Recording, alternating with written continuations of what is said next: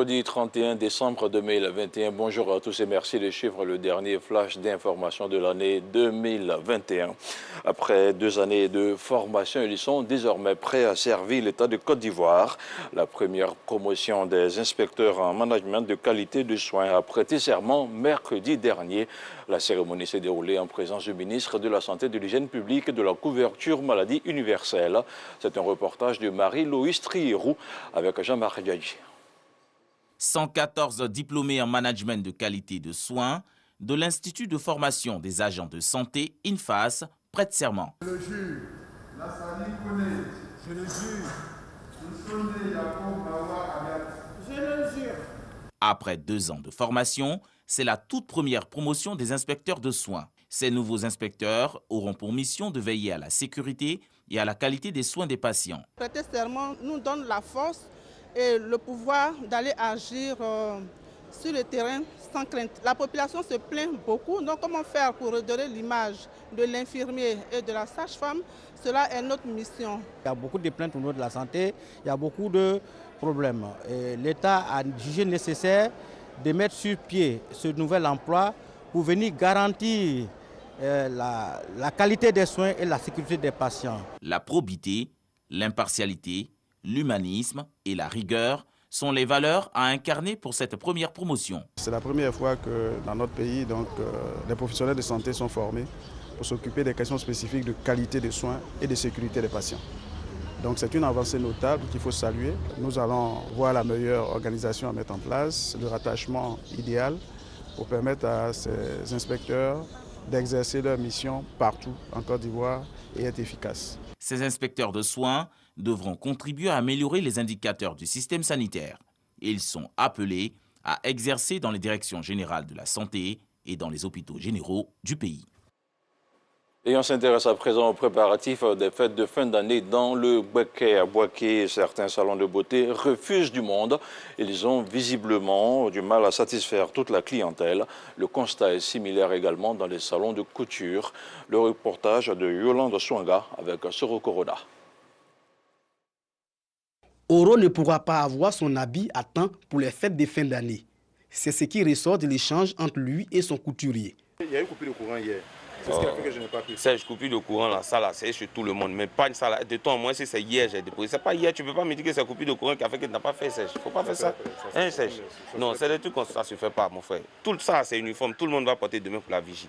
Moi, je suis dans la courage, je fais comment? Ça sera prêt là. Ça fait combien de semaines? Pratiquement 2 semaines, tu me dis ça sera prêt, c'est jamais prêt, Serge.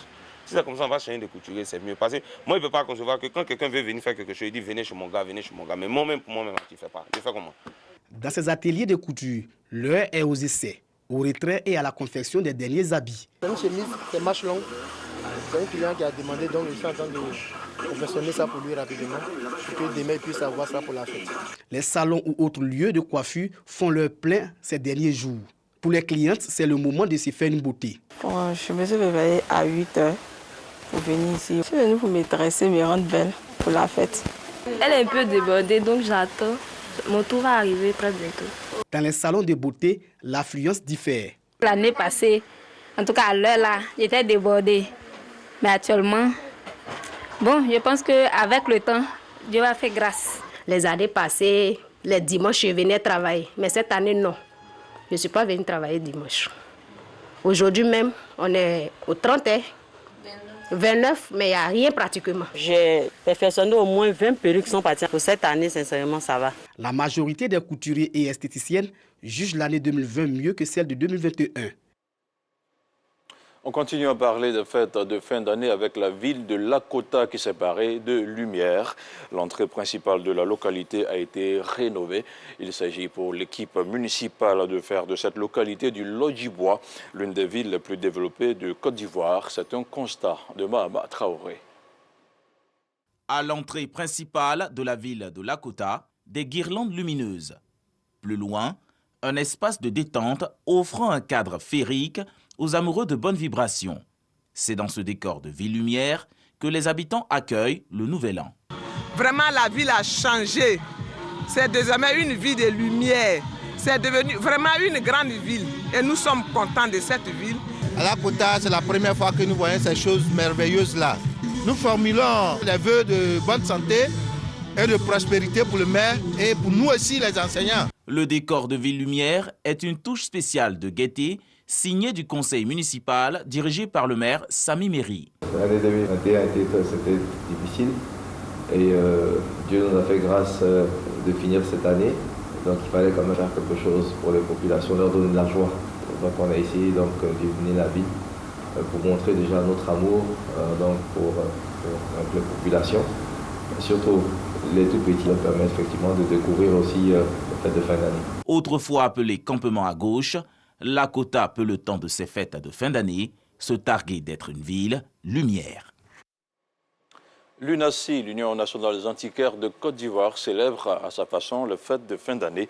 L'association a décidé de valoriser les objets d'art à travers une exposition qui se tient à Abidjan depuis le 20 décembre dernier. Elle propose de découvrir de nombreuses pièces et œuvres d'art dont les origines remontent très loin dans l'histoire de la Côte d'Ivoire. C'est un reportage de Franck Quadio. Christiane s'intéresse à la culture antique des peuples du Côte d'Ivoire et du continent africain.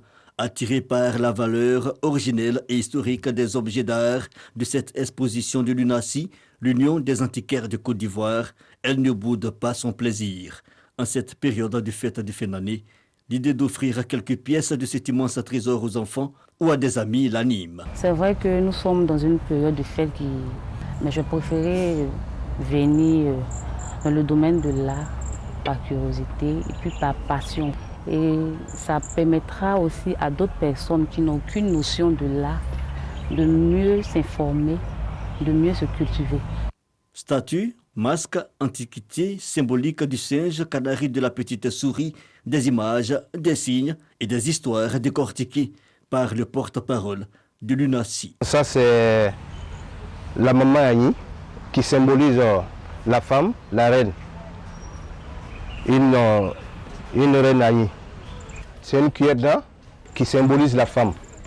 Le 8 mars, l'Africain avait son 8 mars avant l'arrivée des Blancs. Alors si la fête des femmes arrive, c'est les femmes qui dansent avec cette cuillère.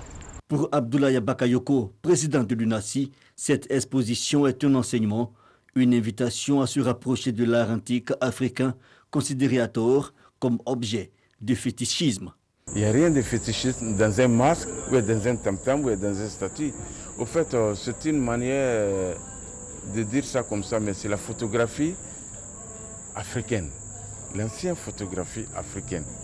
C'est une manière d'enseigner la population africaine, la population de Côte d'Ivoire, notre histoire, notre culture. Une cinquantaine de stands pour cette exposition d'objets d'art, pour le grand bonheur des visiteurs. Jusqu'au 31 décembre 2021, l'Afrique se raconte à travers ses œuvres minutieusement sélectionnées par les antiquaires de Côte d'Ivoire. Dans l'actualité hors de chez nous, au Soudan, des dizaines de milliers de manifestants ont défilé hier jeudi sur les bombes lacrymogènes. Ils réclamaient un pouvoir civil alors que le pays est toujours contrôlé par l'armée depuis son indépendance. Les communications ont été coupées à Khartoum et la ville a été verrouillée. Au moins 4 manifestants ont été tués par balles par les forces de sécurité. Dans l'actualité, en bref, cette fois-ci au Mali, les assises nationales recommandent de prolonger la transition jusqu'à 5 ans. Ces assises qui se sont déroulées de lundi à hier jeudi à Bamako ont été boycottées par de nombreuses organisations de la société civile et des partis politiques. Ces consultations étaient supposées accoucher de recommandations en vue de réformes destinées à sortir le pays du chaos depuis le déclenchement d'insurrections indépendantistes et djihadistes depuis 2012. Et puis on termine avec du sport, du football. Rentré en retard d'un aller-retour express en France, Pierre-Emerick Aubameyang a été destitué du brassard de capitaine il y a quelques semaines. Le buteur gabonais a été laissé hors du groupe du club d'Arsenal pour 4 matchs et pourrait même quitter Arsenal au mois de janvier Il pourrait même réintégrer le groupe. L'attaquant suscite l'intérêt en Italie et en Espagne, mais son salaire de 250 000 livres par semaine, soit environ 196 millions de francs CFA, pourrait poser problème au club qui le souhaite.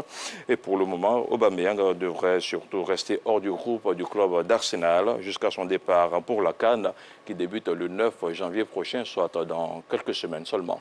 Voilà, c'est tout pour ce 6h30, le dernier de l'année 2021. Merci de l'avoir suivi et on se retrouve dans quelques heures en 2022.